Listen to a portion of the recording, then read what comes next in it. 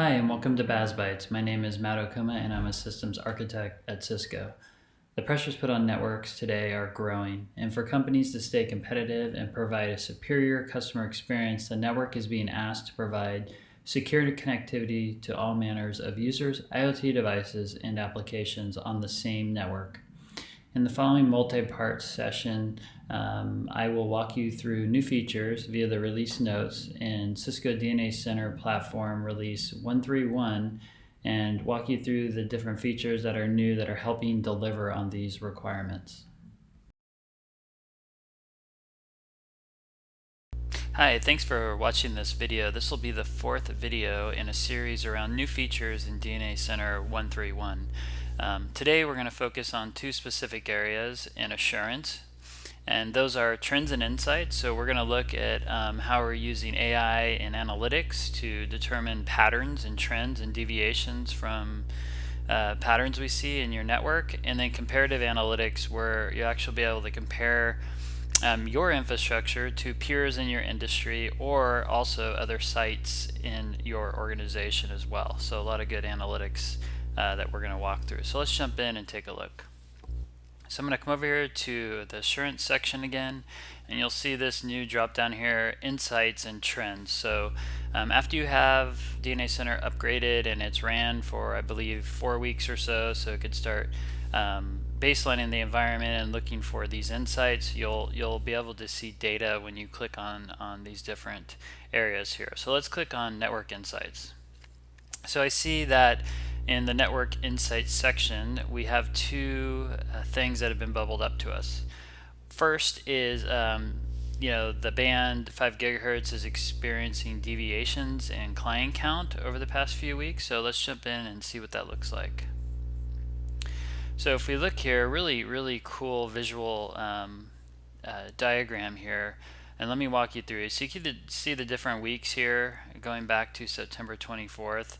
The circles, if you see, equal one AP, one of your APs, and then as they get bigger, they represent the different client counts. And of course, as they change colors all the way up to red, meaning they have identified 10 issues on them. So this could help you do a lot of reasoning and visibility into your environment. So if I click here, we could see first this AP starts with a client count of 6. In week 2, it goes up to a client count of 9. In week 3, it goes up to 12, and in week 4, it goes up to 13. So that's why that insights was triggered, because we're actually seeing a consistent pattern that more and more clients are gathering or being associated to this AP, meaning this helps you plan as if this keeps going, the AP might get overwhelmed and start having issues. And you can see an issue here. This is turned yellow for an issue that sprung up on this AP, but really gives you some good insights. One other thing that's here is this network heat map for troubleshooting. So if I click on this, what you're going to see is another really cool visual insights here. You can see all your different APs and actually highlighting the busiest AP in your environment here. 39 clients associated here with this one. And basically you can scroll through all the different APs. There's a lot in this demo environment, so you can see we can go quite far out, up to 600 APs that we're having in this environment. Let's go back and look at the network insights again. We'll click on this next one here. So this is a visual around sites and number of clients, port distribution and load per site. And what you'll see here is the polygon equals one building, and then as they get bigger, 1, 20, 40, etc. clients. So you can see here this specific site starts with 12, goes to 23, and then we end up as 30.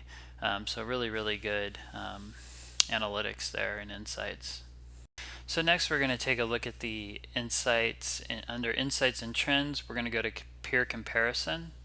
And this is where we'll actually be able to compare our network and different things about our network to different peers in our industry. So this gives you a good idea how your network's actually doing compared to the large sample set of data that we're getting across all of Cisco's customers. So in this example, you can see there's different KPIs that we can click on. I'm just going to leave it on radio throughput for all days.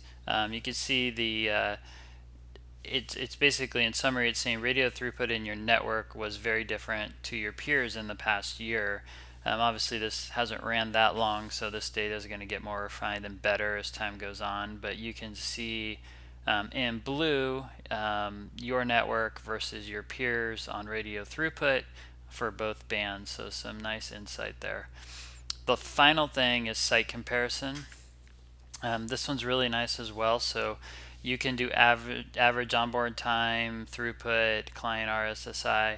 I'm going to leave it on onboard time. I just have these two buildings defaulted here.